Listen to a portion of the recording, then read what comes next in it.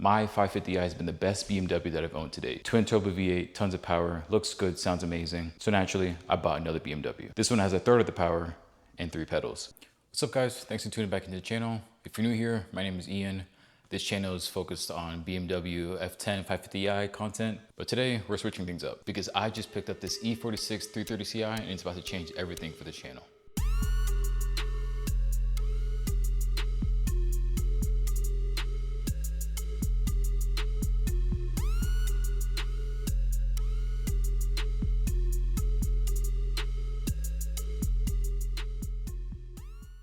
Look, the 550i was fantastic. Twin turbo V8, great power, comfort, but here's the thing, it's an automatic. And after driving automatics for maybe nearly a decade, I started to get that itch. You know, the itch for control, the itch for a manual, that direct connection between you and the car. Back in the day when I was a little kid, my grandfather taught me how to drive a manual. I was probably like 10. Of course, we were going like 10, 20 miles an hour and I was a little kid and he would just help me shift the gears, but that was a lot of fun. And sorry, there's a fly in here. Yep, you're gonna piss me off. I'm gonna kill him real quick. He's dead.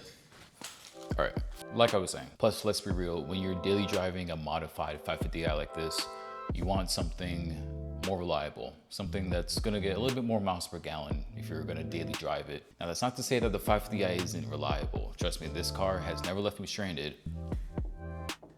It's knocking on some wood. Again, never left me stranded, but I've had my fair share of problems and preventative maintenance that kind of took up my weekends. So my idea was, let me get a daily so I can, you know, have this car as a weekend car and be able to enjoy it a little bit longer than daily driving it and racking up the miles and possibly having more issues. But the E46, this is peak BMW. Like everyone knows about the E46. I mean, Need for Speed Most Wanted, that's probably the most popular E46 known to man. That iconic silver with the blue decals. If you're a car guy, that's probably why you're here, because that game was so influential to a lot of us. And you know, that E46 just looks so beautiful and it sounded amazing. I mean, the sound.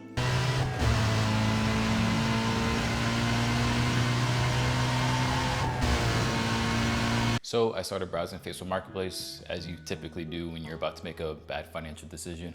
I'm looking through the usual suspects, clapped out examples, questionable modifications, you know how it is. Then I see this listing in Orlando.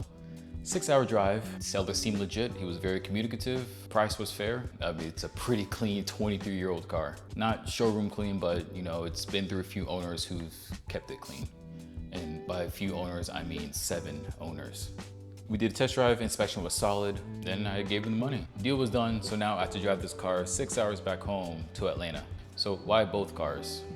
I mean, it's simple. I don't want to be daily driving a 13 miles per gallon, 700 wheel horsepower car. It's not all that comfortable when you're going in stop and go traffic. Came a little jerky, especially with the transmission tune. And again, miles are racking up. But in reality, the 550i is a modern BMW experience. It has the technology, the power, refinement of the suspension and power components. It'll cruise at 90 all day and it'll feel like you're going 60. The E46, this is old school. This is manual. I feel every road perfection in the car. I feel every shift. One's a grand tourer and one's kind of like a sports car. I wanted both experiences. All right, let me just show you what we're working with here. 2002 330ci. These wheels are not the wheels that it came with when I purchased the car. They were actually style 135s painted in black. They were 18s and I personally just didn't like how they looked on the car. So I went ahead and got a set of VMR's V703 wheels in silver and they're 19s. They fit wonderfully and honestly, they look amazing. Interior isn't all that bad. It's got some wear here and there, like on the seat.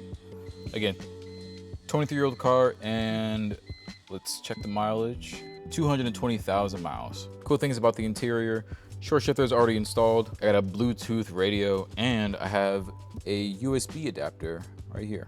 And underneath the hood, M54 3.0 liter straight 6. Natural aspiration, stock intake. No, I will not be putting in a hot air intake. If you know, you know.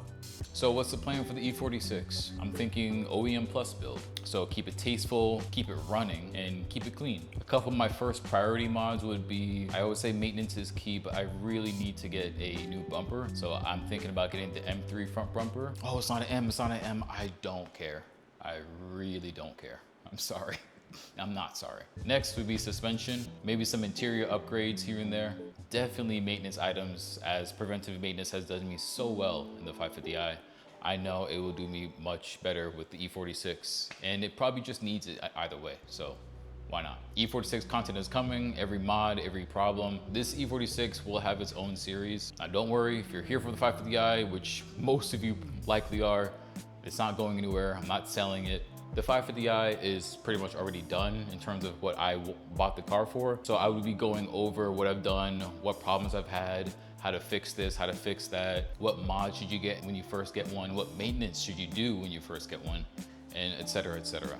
But yeah, 550i content is not going anywhere. Think of this channel becoming something for modern generation and classic generations of BMW. One thing I do regret, and I'm sure most of you guys who have been subscribed with me for a while can agree with this, I didn't document all that I've done to the 550i. I didn't document the progress of me building a nearly 700 wheel horsepower car. It was just the stuff that I knew that people would like to see and like to hear. I really don't want to do that again with this car because I have a vision. This car is going to look really clean. It already looks very clean for what it is right now, but I just want you guys to come along with me. Think of this new series as the E46 restoration series. So here's what I need from you guys. What do you guys want to see first? The bumper swap, suspension install, or just general maintenance, DIYs and fixes? I do have some stuff already planned that I need to fix, so certainly I'm going to make a video on those. Drop a comment, let me know, and if you're not subscribed yet, go in and hit that button. I got 2 cars here. A lot of content. Appreciate it. That's all for today. Thanks for watching, and I'll see you in the next one.